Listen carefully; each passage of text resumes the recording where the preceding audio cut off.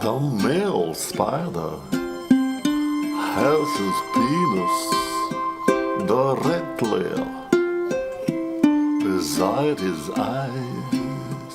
He has to be very cautious and take the lady spider by surprise,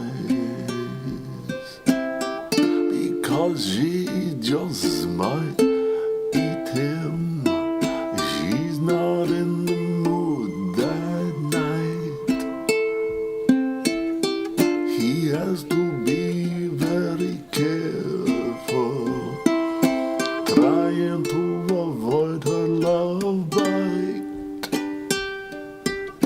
She can keep his sperm inside her.